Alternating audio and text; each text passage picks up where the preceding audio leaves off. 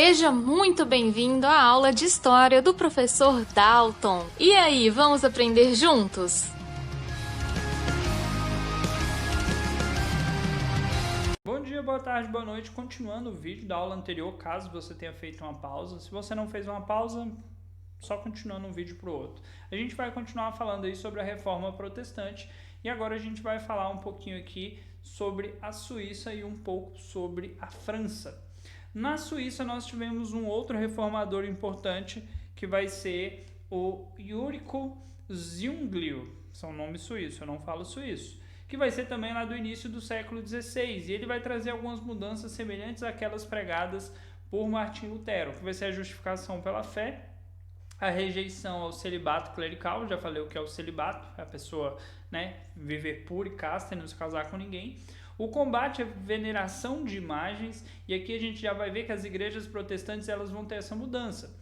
A igreja católica tem a imagem dos santos como fugiu a palavra. Uma pessoa que vai fazer a ligação entre o homem e Deus, o intercessor, essa é a palavra. E ele vai dizer que não tem a necessidade de se ter as imagens, que a partir do momento que Jesus morreu na cruz, que o homem pode falar diretamente com Deus, porque Jesus fez essa ponte. Vai falar uma negação do valor das relíquias, que elas eram falsas, a gente já discutiu sobre isso. A negação do poder do Papa, a figura do Papa como sendo um líder da igreja, ele vai dizer que não existe a necessidade desse Papa. E vai falar também aí do sucesso norte do país, que o sul ainda vai permanecer católico. Parte da Suíça vai ser protestante, parte vai ser católico.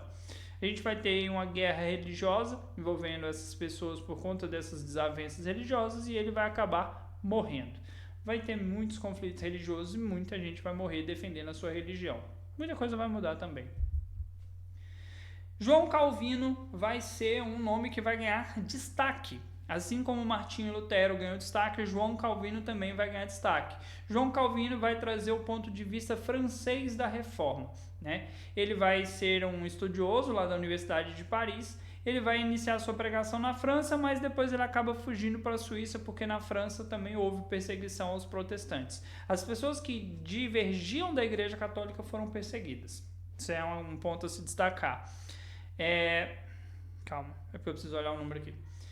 Ele vai redigir a instituição da religião cristã e nele ele vai trazer algumas mudanças. Mudanças do que o Lutero já havia sido pregado, e o que a Igreja Católica pregava. Ele vai dizer que a salvação não depende de fé, o que dizia Lutero, e que o homem nasce predestinado.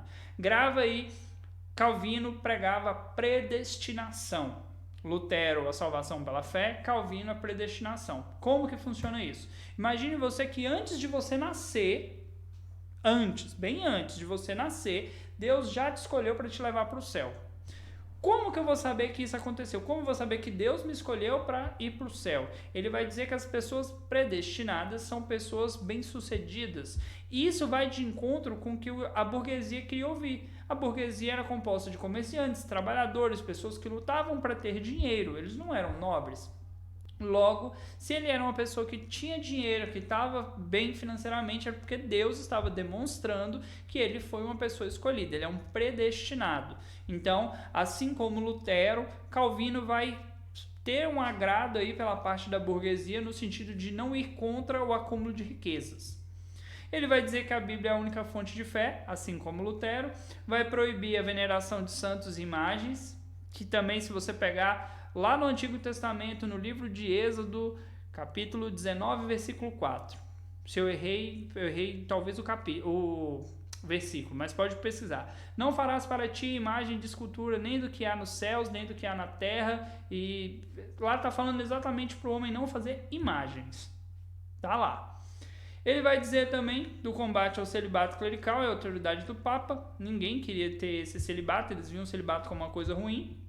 E vai dizer que os dois sacramentos, assim como Lutero, eram o batismo e a Eucaristia. E a justificação da usura, que era o acúmulo de riquezas que a Igreja Católica proibia. Então, assim, a diferença básica que você vai ter de Lutero para Calvino vai ser que Lutero fala que a salvação é pela fé. Calvino vai dizer que a salvação é uma predestinação, Deus já te escolheu. Lutero também dizia que a fé sem obras ela é morta, está na Bíblia. Seguindo aqui, Calvino, então, a burguesia aceitou prontamente o calvinismo, que vai ser essa religião pregada por João Calvino. A gente tem a valorização do trabalho e da riqueza. Se você não trabalha, você não é uma pessoa abençoada por Deus. Uma pessoa que trabalha bastante é uma pessoa abençoada por Deus. E isso, para o público da burguesia, era algo extremamente interessante. E aí ele diz: o trabalhador é o que mais se assemelha a Deus. Um homem que não quer trabalhar não deve comer. O pobre é suspeito de preguiça, o que constitui uma injúria a Deus. Então aqui ele está defendendo que o grupo da burguesia, esses burgueses eram trabalhadores e eles eram abençoados por Deus.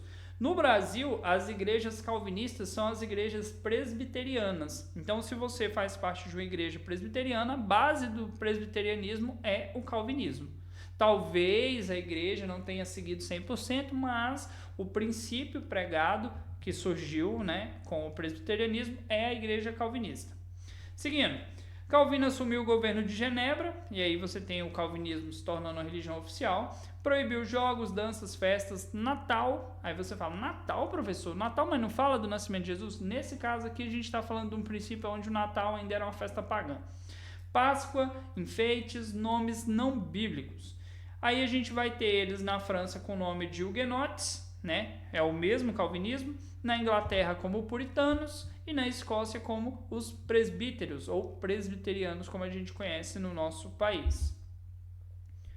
As diferenças básicas que eu falei, favorável à nobreza, Lutero vai estar mais ligado aos príncipes na Alemanha, aqui mais favorável à burguesia, igreja subordinada ao Estado, ele fala aqui que a igreja pertence ao Estado, mas não necessariamente tem um papa. Aqui é a igreja independente, livre interpretação da Bíblia, cada um é o seu próprio pastor. Você vai ler, você vai interpretar o que você vai entender ali da Bíblia na hora.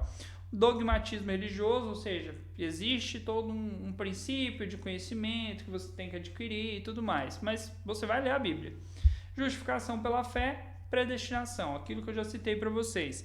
Ele vai defender uma religião onde as pessoas já são escolhidas por Deus antes mesmo de nascerem. Vamos falar um pouquinho do anglicanismo, é a terceira religião que vai ganhar destaque aqui. O primeiro foi o luteranismo, o segundo o calvinismo e agora o anglicanismo. Por que o anglicanismo vai ganhar destaque? Porque vai ser a religião que vai surgir dentro da Inglaterra. Potência mundial até a Primeira Guerra Mundial, muitos séculos. Fatores da reforma na Inglaterra. Primeiras ideias de Wycliffe, que a gente falou lá na outra aula, de John Wycliffe. O nacionalismo inglês, que não aceitava os princípios da Igreja Católica, que tinha como base a cidade de Roma. A evasão de riquezas inglesas, que estavam indo para Roma. E a necessidade dos reis ingleses de se livrarem do poder da igreja. Mas o que vai fazer o anglicanismo fluir vai ser um cara que queria se casar de novo. Aí você fala, só por isso? Vamos lá. Dentro do anglicanismo a gente vai ter uma afirmação do poder real. O rei vai ser a figura de poder, mas como que isso vai acontecer? Lá na antiguidade, 1534, 36, não vou lembrar o ano, 34, aí tá ali embaixo, é porque eu não tinha lido aqui essa parte. A gente vai ter a seguinte situação, Henrique VIII era casado, ele tinha se casado recentemente e a sua esposa não gerava filhos, homens. Aí você fala, tá, qual o problema disso? Para um rei era importante que ele tivesse herdeiros, homens, para que pudessem assumir o seu trono. Como ele não tinha herdeiros, ele foi até o Papa na época, Clemente VII, pedindo que ele anulasse o seu casamento para que ele pudesse casar de novo. Ele queria se casar com a dama da corte. O Papa falou, olha amigo, desculpa, não pode, não é assim que funciona. Se você conhece o princípio religioso, é até que a morte o separe. Se você é católico e você se casou na igreja, você ouviu lá, até que a morte o separe. Um dos dois precisa casar para você poder casar de novo. Se você separou, você pode até ter separado fisicamente, mas perante a religião você continua casado. Enquanto um estiver vivo, está casado. E aí, o rei vai atrás dessa anulação. O Papa não vai aceitar, o rei então resolve fazer a sua própria religião. Nesse princípio aí, Henrique VIII vai ser excomungado. Em 1534, vai ter o ato de supremacia. O que vai ser o ato de supremacia? Henrique VIII vai fundar a sua própria religião, aonde o rei vai ser a figura de poder máximo. A Igreja Católica vai ser expulsa da Inglaterra, todas as suas terras vão ser confiscadas e ele vai se casar de novo, porque ele queria se casar de novo. E dessa forma, boa parte das coisas que tinha da religião católica vão permanecer. A diferença é que o rei é a figura máxima de poder dentro do anglicanismo.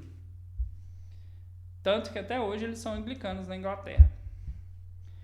Após a morte de Henrique VIII, Eduardo VI expandiu o anglicanismo, e aqui a gente vai ter uma perseguição àqueles que não são anglicanos, seja você católico, luterano, calvinistas, eles iam perseguir naquela época.